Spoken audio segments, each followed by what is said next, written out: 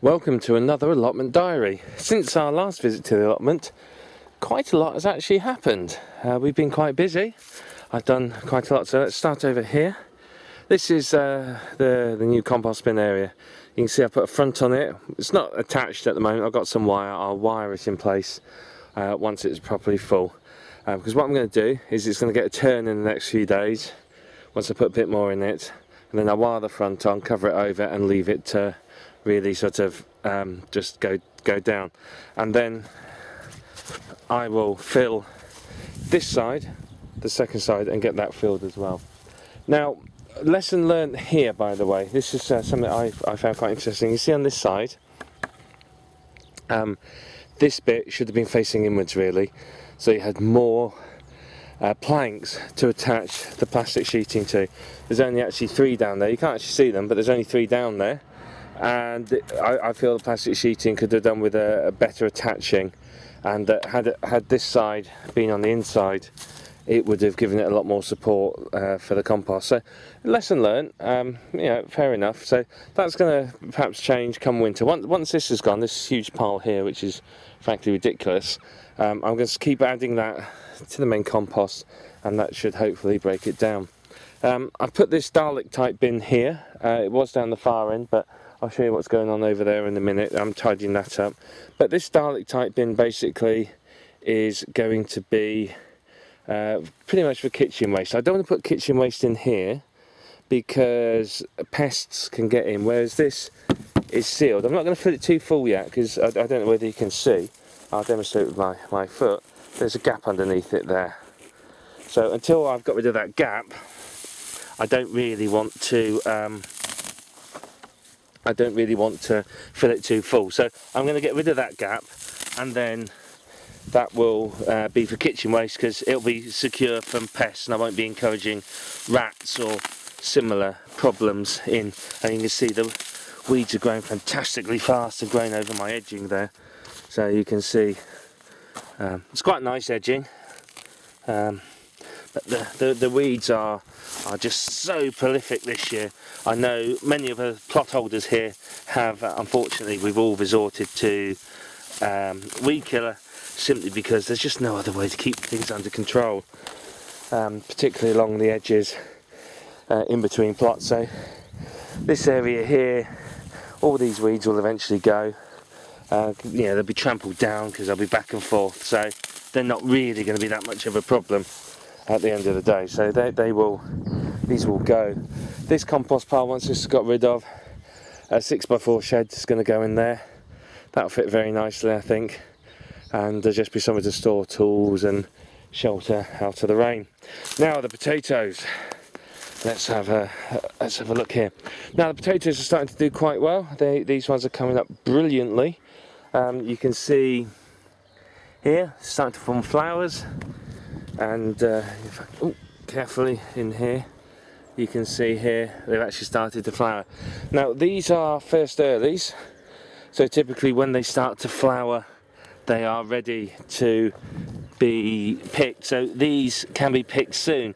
Now unfortunately these are blight resistant potatoes, but even so you can see there, I think that's some sign of blight.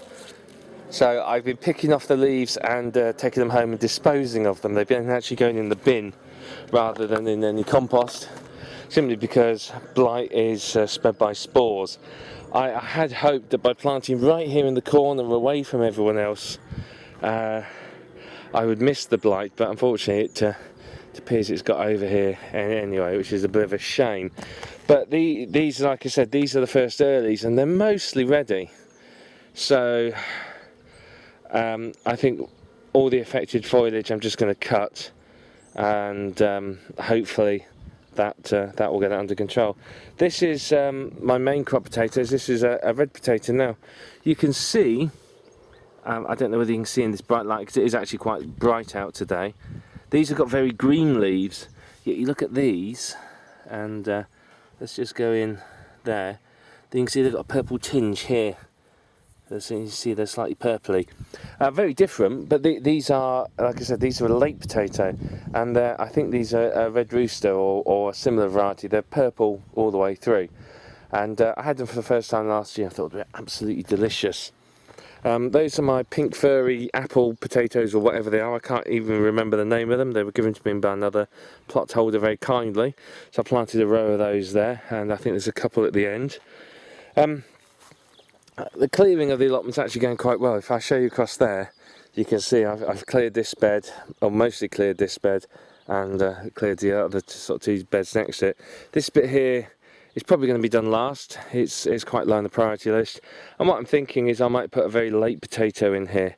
I've been looking online, and I found some what they call Christmas potatoes, which are basically ready, October and November time. You just cut the tops off, leave them in the ground, and dig them up come Christmas Day. So I might put 3 or 4 rows in there, because to be fair, I'm very late in the growing season. I haven't really got time to do much with this area, so I figure sort of 4 rows of Christmas potatoes there will probably make quite good use of that space, and something for the plot to be doing over winter. I've finally got some of my sweet corn in varying stages of development, as you can see. You've got some quite big ones at the back there, smaller ones at the front. Bit more to plant yet, so that's going to go behind. What I've got to do is just finish clearing this bit here where that bucket is, and put another row there, and then some more behind it over there, and that should hopefully do quite well for us. The New Zealand yam here are doing okay. They're certainly sprouting and flowering. There's definitely some growth on them, so I'm quite pleased with those. And there's 3 zucchini or courgettes, which are going to go in a few minutes. I've just cleared the space for them. The runner beans are running. They're starting to climb upwards. They obviously had a bit of a shock when I planted them, put them in the ground. They definitely looked unhappy for a few days, though they are starting to perk up a bit now. They're climbing, they're growing, and they're looking reasonably good. In fact, this one here needs to be just wrapping itself around there instead of trying to escape off where it is. These are 2 cucumber plants I put in the other day. They're definitely looking decidedly unhappy since I put them in the ground. I've been watering them. You can see there's some little little cucumbers coming up there. So whether they do anything or not, I don't know.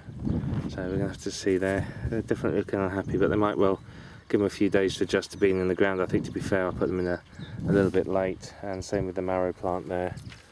I think it's grown just a little bit too big before it was put in the ground, but it is producing the flower, and there are other flowers on it, so who knows. That rhubarb I thought had died has obviously resurrected itself. It's popped up some new leaves. It's looking quite healthy. Same with that one there. You can see just in the shadows there some nice new growth. That's looking very, very healthy. So next year there'll be 4 lovely rhubarb plants here. I've planted some leeks just over there in between. I've got more to put in between all these plants here. The cauliflowers there are doing okay, so I'm quite pleased with those. They're looking very, very happy. Just carefully going over this way, you can see some of the rocks that are coming out there. Just over here you can see my beetroot rows. I've got 1, 2, 3, 4, 5 rows of beetroot, so they've obviously got a bit carried away there. The golden beetroot, I far prefer golden beetroot. It makes your kitchen look a lot less like a bloodbath after you prepare it, so plenty of those there. And in the front here I've planted some various salad veg. No sign of any of it yet, but I planted a couple of days ago, so to be fair, not expecting anything yet, but fingers crossed it will come up at all.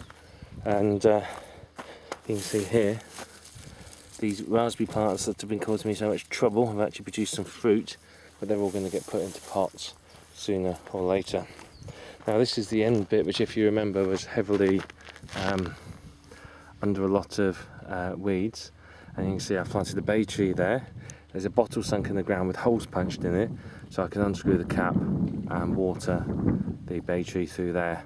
And there's a fig tree there next to me, given to me by another plot holder, so that will go into a bigger pot and likewise be planted straight in the ground there. At this end here I've got this wicker fence that's going to go all the way around it, and I will put some weed control fabric down, bark over the top of it, and I've got lavender and possibly a couple of other trees that might well go in there. That over there, that last bit of telegraph pole, might upend, stick it the wide end in the ground, and just stick it right in the corner there and make it a little seat. I will bring a bench down at some stage, but that might make a nice little seat to sit on. Same with this one here, that might well become a seat. I might put another wicker fence in there, upend the two of them, and the two little perches. Just comfortable enough to sit on and have a rest, but not too comfortable that you end up staying down here for too long, and sitting down for too long, I should say, and not getting on with the multitude of work that needs doing down here. Let's go and have a quick look at the other one. You can see at the top of that tree there, by the way, there's a lot of very, very nice healthy growth. So I'm going to give it, let it grow in about another foot, then I'll pinch the top off and encourage it to really come out to the sides. Right, over on this side, the strawberries are busy strawberrying. You can see there plenty of fruit. I've had a good kilo of fruit off these already, and which isn't bad because this whole area was strawberries last year, and where you can see the long grass, it's actually killed off all the strawberry plants. So I've got nowhere near as many strawberry plants as I had on previous years. There's a rogue leek that's producing a firehead. That will come up when I clear this bit here. There's a celery plant that has gone to seed, or going to seed. Very pretty.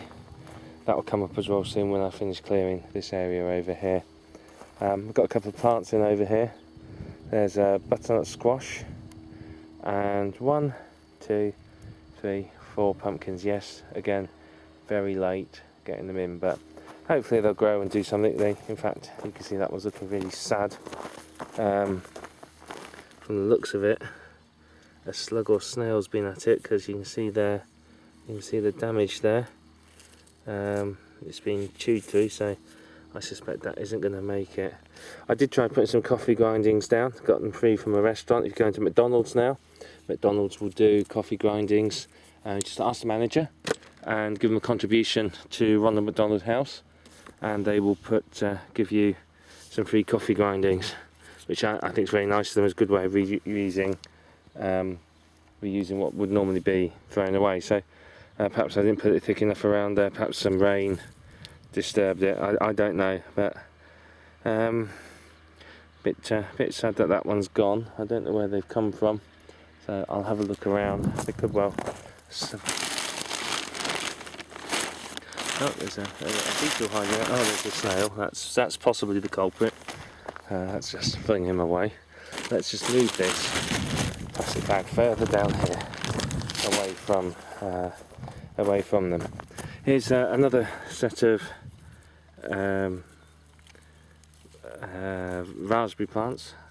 You see there's a nice one there. I have to excuse me while I eat these. My wife unfortunately doesn't like raspberries, so these never ever make them home. Their way home, they're always eaten here. So can't complain at those. Delicious raspberry flavour. Okay, now this forest is pine berries. There's another blooming snail. Get rid of that. Which does seem to be encouraging the snails. There's another one. This is why I need to build strawberry planters. Get rid of these stupid snails. There's another one. There's another snail there. Oops, that's gone. Right, now this is what I was looking for. Finally, that's one of the pine berries. You can see it's very, very delicate, very white. It's got red seeds in there. It has a pale pink blush when it's ready and becomes squishy, which that one isn't yet. There's a few more hiding under there. So this is definite needs a planter, because frankly it's a blooming nightmare. And the rhubarb. Oh, look at this. Let's pull some up. There's one. Look at that. That's a nice looking rhubarb stick, isn't it? That's my little toy chest, which I varnished. There you can see the varnish is coming off. I might have to varnish it again soon. and just stuck down here with all my rubbish in. Save me carrying it constantly back and forth. Another couple of good leaves. That looks like a nice one. That'll be coming up anyway. So there's a second nice long stalk. Look down here. Third, fourth.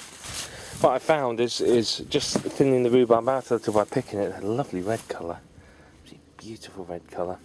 Just by sort of almost pulling a few leaves off and thinning it out, it encourages it to send up even more shoots.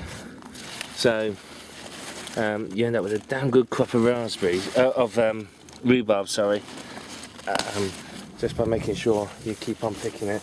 So that's 2, 4, 6 decent sized stalks there. Might just grab one more. Let's just have a look. I want this one round the back, I think.